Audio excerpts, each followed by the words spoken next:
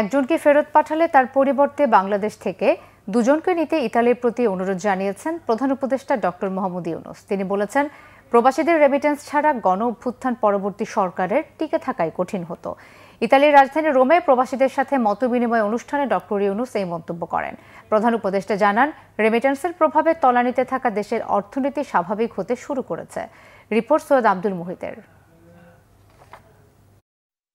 ইতালির রাজধানী রোম সফরে প্রবাসীদের সাথে মতবিনিময় করেছেন প্রধান উপদেষ্টা ডক্টর মোহাম্মদ ইউনূস। গণ অভ্যুত্থান পরবর্তী বাংলাদেশের গতি নির্ধারণ অর্থনৈতিক চালিকা শক্তি হিসাবে ভূমিকা রাখায় প্রবাসীদের প্রতি কৃতজ্ঞতা প্রকাশ করেন।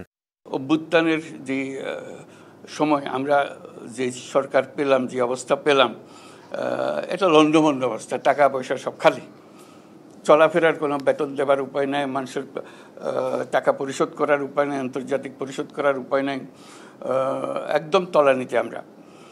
তো বুঝতে পারছিলাম না যে কোথার থেকে আমরা রওনা হব, কোথার থেকে আমরা কাজ করব।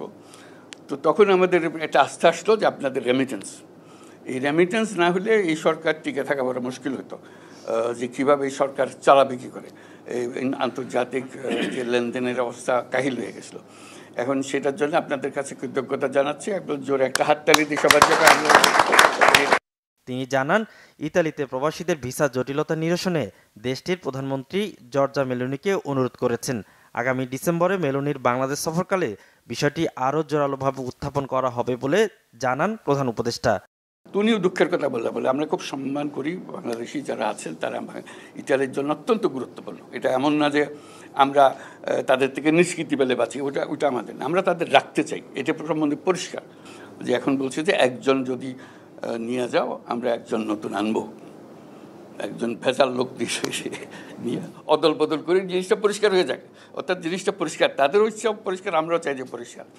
তো ওখানে একজনের পরিবর্তে একজন হবে না, একজনের পরিবর্তে দুজন হবে, এগুলো নিয়ে আমরা একটা আলাপ করছি যে কি করা যায়। এটা নিষ্কৃতি, এটার থেকে নিষ্কৃতি পেতে হবে। এটা রোম শহরের উন্নতিতে প্রবাসী বাংলাদেশিদের কঠিন পরিশ্রমের কথাও উল্লেখ করেন প্রধান উপদেষ্টা।